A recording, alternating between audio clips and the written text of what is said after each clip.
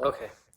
Hi everybody, welcome to another of my videos. Apologize for the technical difficulties. I reached out to YouTube support. They helped me figure out a way to upload my videos, but unfortunately the two videos I made from before can't be uploaded because they require a different way of uploading. But this one video I do have is the video of today. So unfortunately, I missed two videos, and unfortunately there wasn't much to say about them. There was some interesting thoughts I wanted to get into. My anxiety did plateau around a 10 to a 9. But there's nothing we can really do about that right now. Like, there's no crying over spilled milk. Like, you know what I mean? Like, you can't now go back in time and get anxious and eat those same foods. Unfortunately, you just can't do that.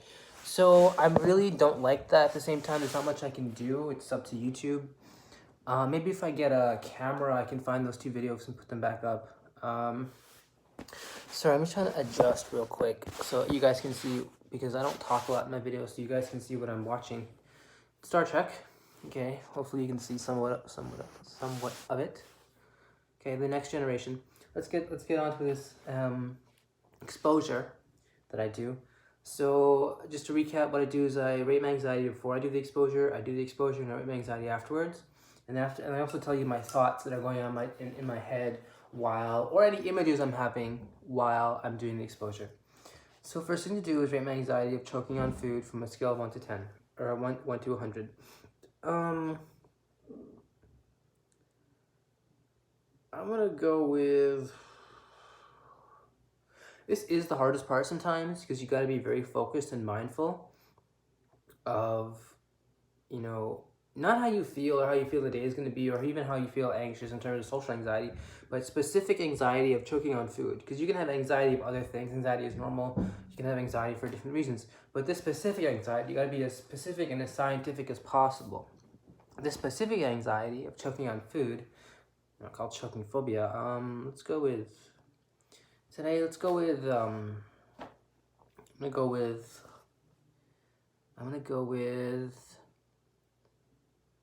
with 10. Okay, I'm gonna go with 10 here. So 10, and I'm gonna just dig right into the exposure, right?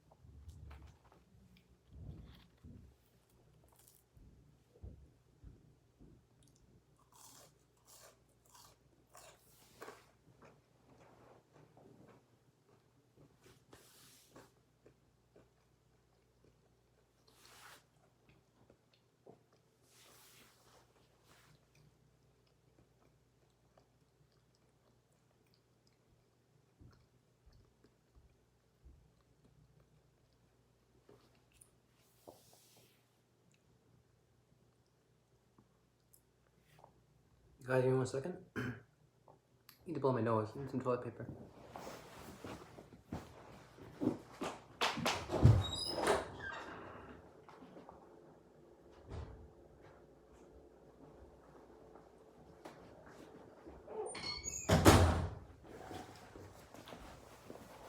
I'm back.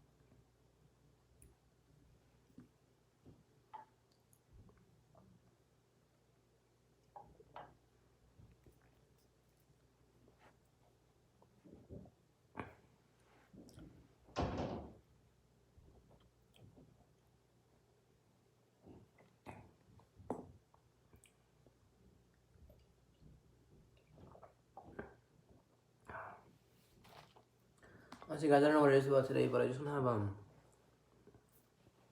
very big appetite. I'm probably gonna eat a muffin later.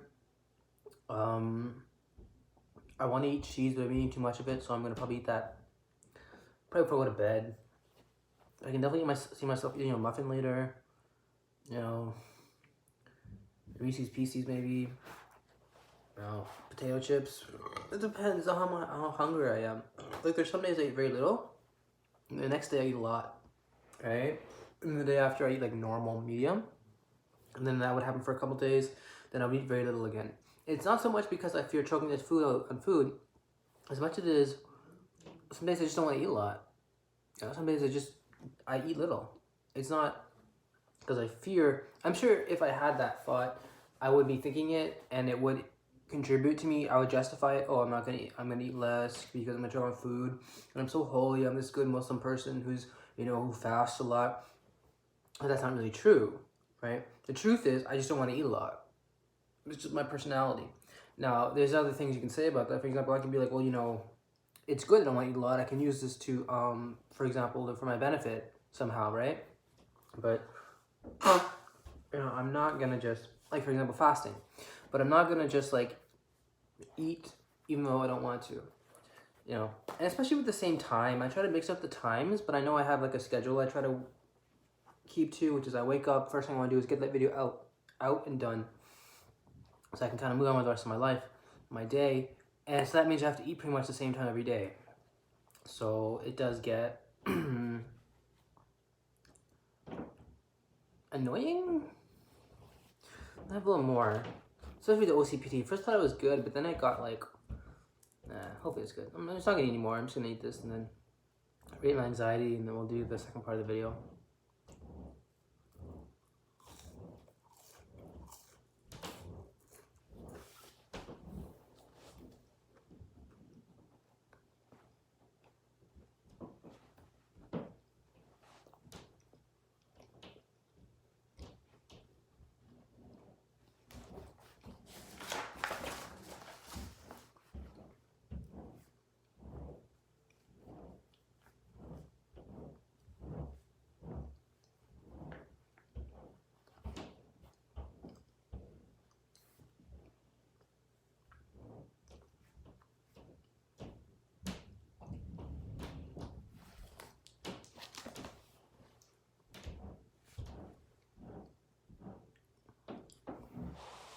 So you can see, I've eaten some, there's still some left.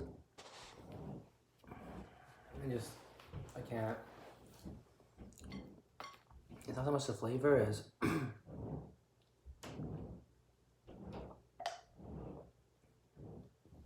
it's just too much food I put in the plate. So, in the exposure here, straight my anxiety, it was 10. I honestly feel like it's still 10. I feel like that's where I'm going to kind of like end up. I'm gonna have a base level anxiety of 10 while having, while eating or while having choking phobia. And I think that's gonna kind of maybe be at most 15-20 with my social anxiety, which is something I haven't actually worked on. I've kind of just stopped caring about my social anxiety. I just kind of just said like, whatever, people are messed up and I don't really care what they think about. And there's inspirational quotes like, what people think about you is none of your business, is none of your business. Stupid crap like that. Like, just live your life, and right? Whatever people think about you is really none of your business what they think about you. But I've been learning different things about how people do judge you for your appearance and other things. And at the end of the day, though, I think my social anxiety was primarily caused by traumas from the past. And I think if I can deal with those traumas, I can remember who I was before those traumas, and then thus my social anxiety will be like kind of less pronounced, maybe less treated. I mean, less anxiety provoking, less worse. Better, I think is the word I'm looking for. Okay. Let's go up and talk about these thoughts, because I believe they're very important. This is called a thought record, just for anyone paying attention. The first part of the video is called exposure and response prevention, where you basically do the thing that's supposed to make you anxious and don't do the thing that's supposed to reassure you that what you're doing is wrong. Because then you'll realize that when you get anxious, it's not necessarily a wrong or right thing as much as it's just something you have to do to feel less anxious. And then the second part of the video is called thought recording or thought records, where basically you write down the thoughts that you're having while you're engaged in this exposure. And then it's best to write them as sequentially as possible, perhaps images you have as well. I stay away from the feelings because I just don't understand that part. Maybe it's because I'm talking about my feelings now.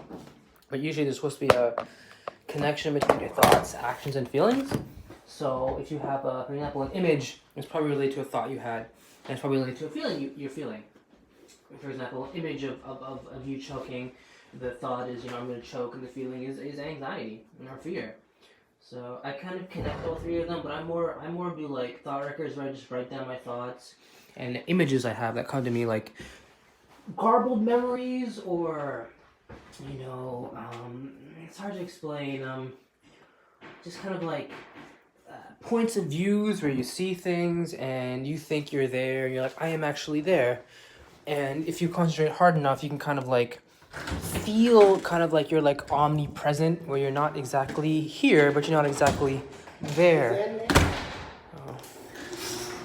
Sorry about that. Had a bit of a going outside. So I remember one image I had, it was quite distinctive.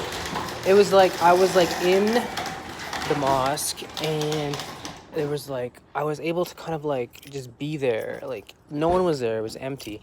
It almost felt like a dream, like even you have a dream that you're in a mosque or something. Except I was doing it while I was doing one of these exposures. I think I wrote it down and told you guys about it. Very weird.